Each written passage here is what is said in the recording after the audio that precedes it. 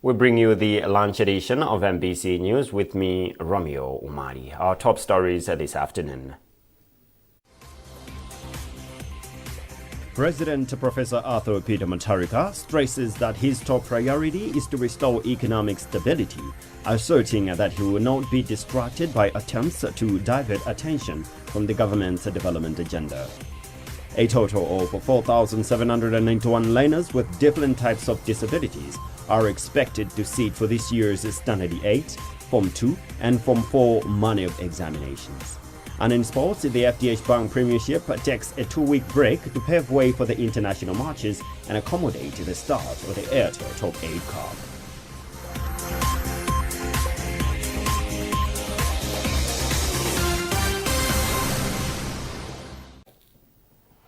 In our first story, His Excellency the President, Professor Arthur Peter Mutharika, has stressed that his top priority is to restore economic stability, asserting that he will not be distracted by rumor-mongering, misinformation, or politically motivated attempts to divert attention from the government's development agenda. More in this report. In a statement signed by Chief Secretary to Government Justin Saidi, State President Professor Arthur Peter Mutharika has emphasized his continued focus on strengthening public service delivery, combating hunger and creating growth opportunities.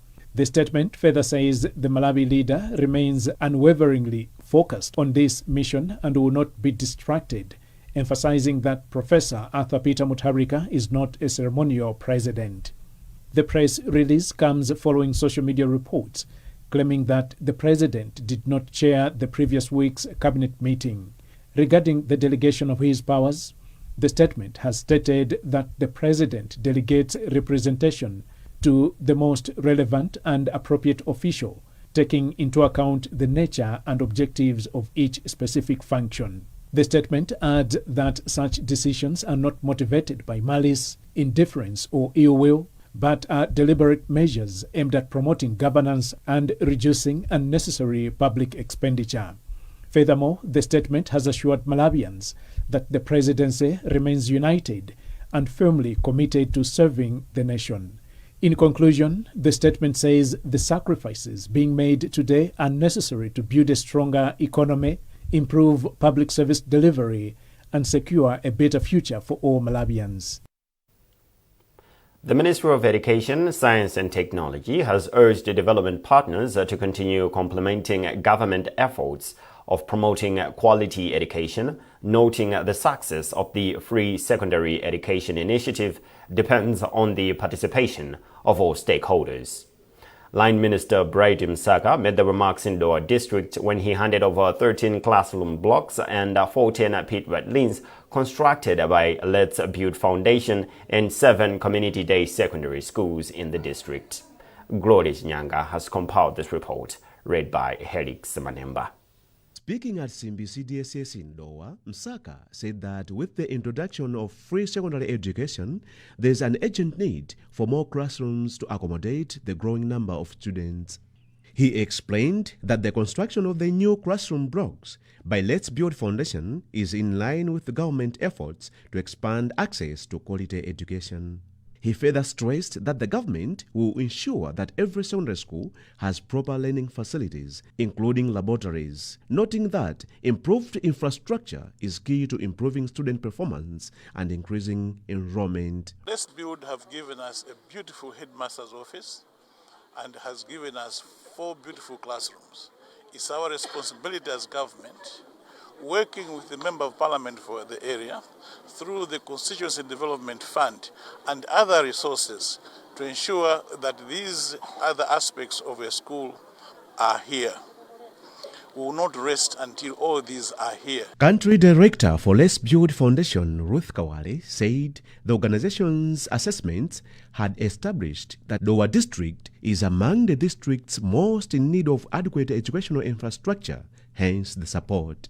We started in 2021 in Malawi, and then we said we shouldn't go far. We should start with districts that are close to our head office, so we learn. So after learning, we constructed 48 classroom blocks in Lilongwe district, And now we finished the needs according to the findings of the research that we did, and then now we've moved to Doha.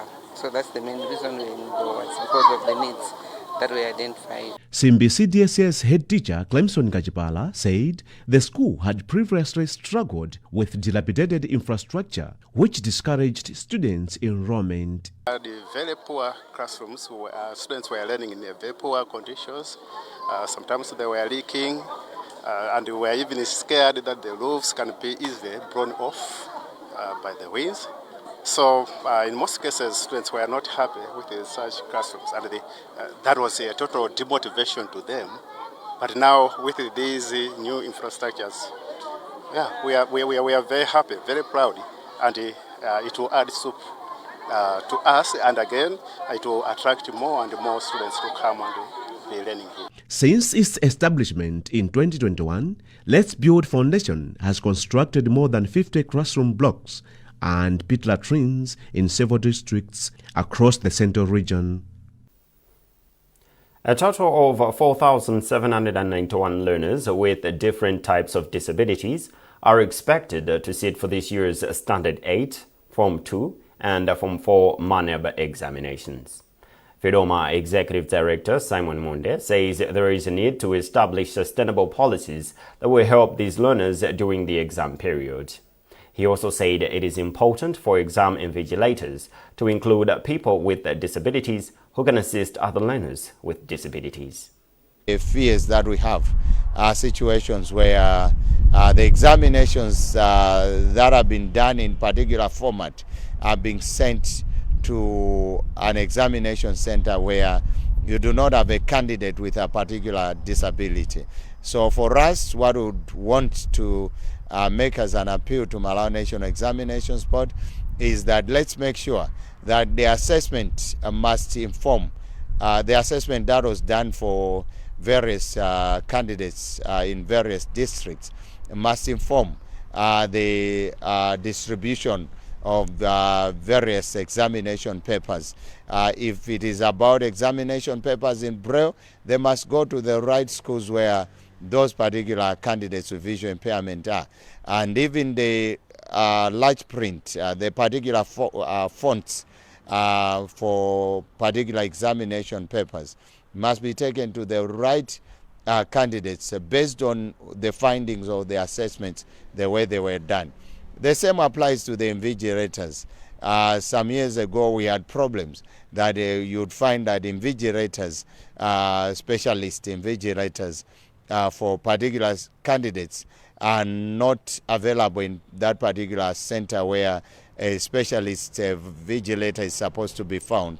These are some of the things that have to be checked thoroughly so that candidates with disabilities have no excuse as they are going towards these examinations.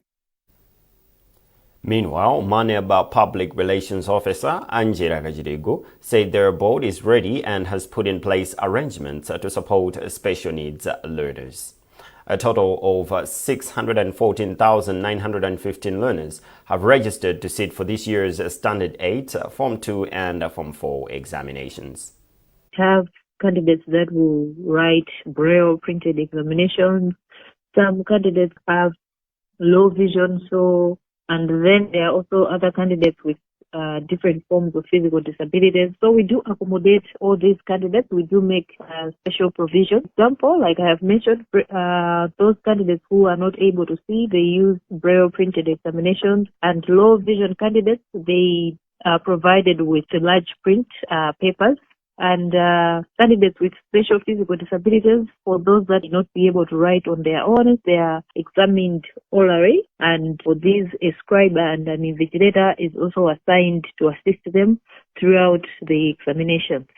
And in terms of the time that is provided to these candidates, depending on the form of disability, some are provided with extra time, which is indicated on their examination papers, as compared to those candidates that are writing the normal papers. But of course, there are also some special needs candidates that use the same timeline as the rest of the candidates. For instance, the low vision candidates, since they are provided with the large print papers, they use the same duration to write their examinations as other candidates. While for the others, a special time, which is extra time, is indicated on their exam. This is MBC News. With me, Romeo Omari. A reminder of our top stories. President Professor Arthur Peter Mutharika stresses that his top priority is to restore economic stability, asserting that he will not be distracted by attempts to divert attention from the government's development agenda. A total of 4,791 learners with different types of disabilities are expected to sit for this year's Standard 8, Form 2 and Form 4 manual examinations. And in sports, the FDH Bank Premiership takes a 2-week break to pave way for the international matches and accommodate the start of the Airtel Top 8 Cup.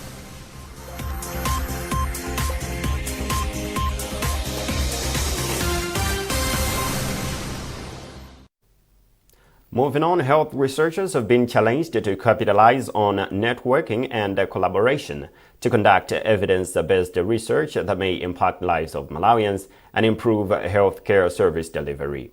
Associate Professor of Health Systems and Policy at the University of Liverpool in the United Kingdom, Linda Mivando, made the remarks during the inaugural research day for School of Nursing at Kamuzu University of Health Sciences, KUHES, in Lilongwe. Austin Fugula reports. Associate Professor Mibando stated that young researchers struggle to obtain grants from their research because oftentimes they lack mentorship and advice from senior researchers who can shape their research proposals to be responsive to the issues the society is facing. For one to be able to achieve a very good grant that is going to be funded, one needs to think through what are the local problems that are available in Malawi that are going to speak to the policies and priorities of Malawi. One needs to be thinking of a multidisciplinary team because you don't work in isolation. Better grants are done in teamwork, meaning that you're bringing in the different professionals within that team to do that.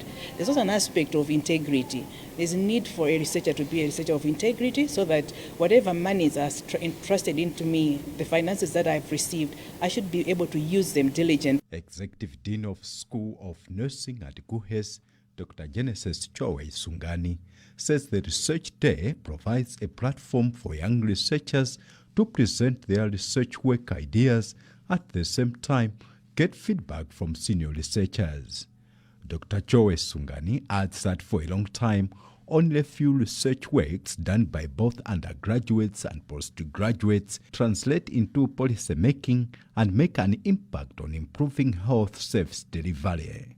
We now have a knowledge translation unit in the Institute of Postgraduate Studies and Research, where we are going to have people employed specifically, like whatever research is going to be presented here would still be linked to that office. And that office should come up, support the researchers and direct them to say how this research can end up into an innovation or can influence policy and come up with the policy briefs.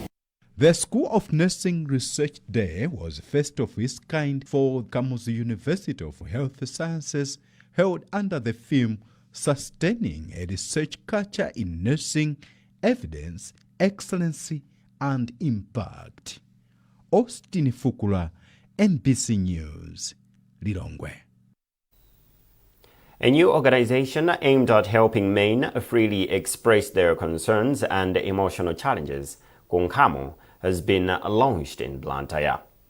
Professionals from various fields, including mental health specialists, legal practitioners, police officers, and others, will be involved in providing counseling and support to people whose lives may be at a risk due to emotional distress and mental health challenges. Arthur Chokoto reports. Activities marking the launch of the Kumasulankawa Momasuga Kunkamo initiative began with a solidarity walk from Maselima to Country Club Limbe, where various awareness activities were held.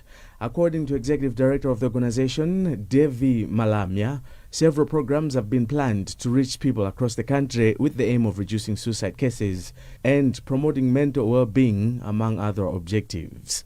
in a few days we'll come back to the nation to say exactly what we want to be doing. Otherwise, a lot of people just talk about suicide, but maybe how the remedy, how to control suicide in men, and again to help those people who don't have enough.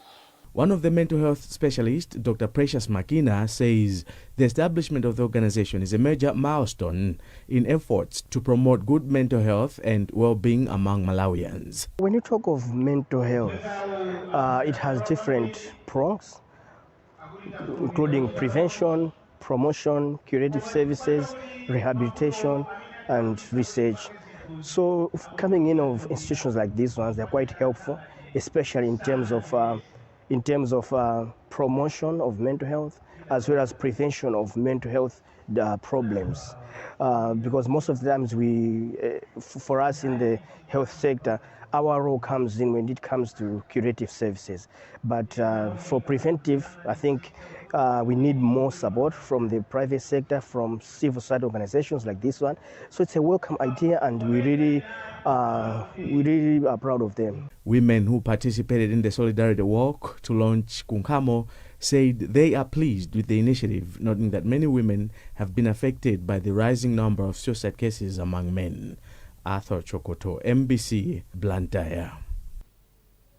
Gender and Justice Unit, JGU, an organization that advocates for gender equality, has signed a 3-year memorandum of understanding with Nice Trust, the Women's Judges Association of Malawi, WOJAM, Police FM, Legal Aid Bureau, and Trust Psychosocial Support.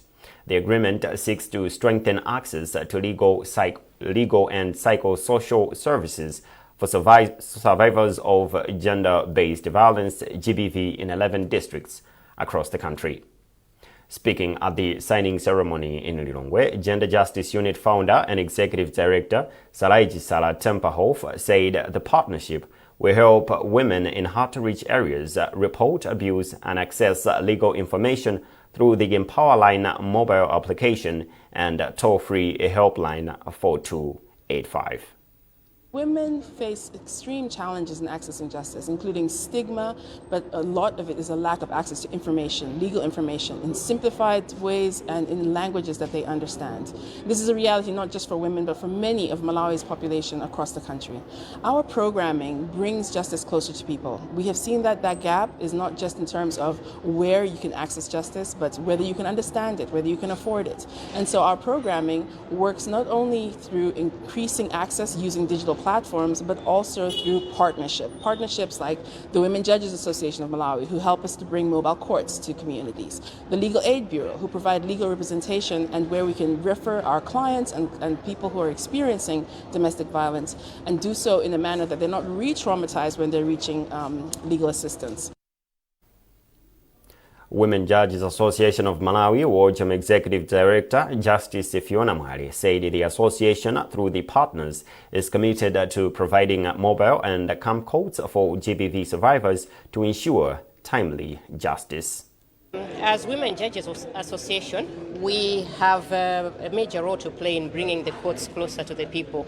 So this MOU was about mostly the Empower Line, which is a line where people can get free information. But where it comes to the women judges, we are also partners in another strategic arm, which is what we call mobile courts or camp courts. So this is where the courts are able to go to places where courts would not ordinarily sit, where there is a long distance between that particular village and a court, where victims of gender-based violence would have ordinarily had to travel long distances. So as WOJAM, we provide a system where we bring the courts closer to the people by bringing the magistrate. We will sit in a church, we will sit in a classroom, so that the cases are done and witnesses, as well as victims, don't have to walk a long way in order to have their cases heard. In sports, the FDH Bank Premiership will take a 2-week break from now and pave way for international matches, and also to accommodate the start of the Airtel Top 8 Cup. This weekend, the Flames will face Ethiopia in 2 strength testing matches in Addis Ababa. The league will resume on 20 June this year. Well, that item also concludes this edition of MBC News. A reminder of our top stories before we leave. President Professor Arthur Peter Mutharika stresses that his top priority is to restore economic stability, asserting that he will not be distracted by attempts to divert attention from the government's development agenda. A total of 4,791 learners with different types of disabilities are expected to sit for this year's Standard 8, Form 2 and Form 4 manual examinations. And in sports, the FDH Bank Premiership takes a 2-week break to pave way for the international matches and accommodate the start of the Airtel Top 8 Cup.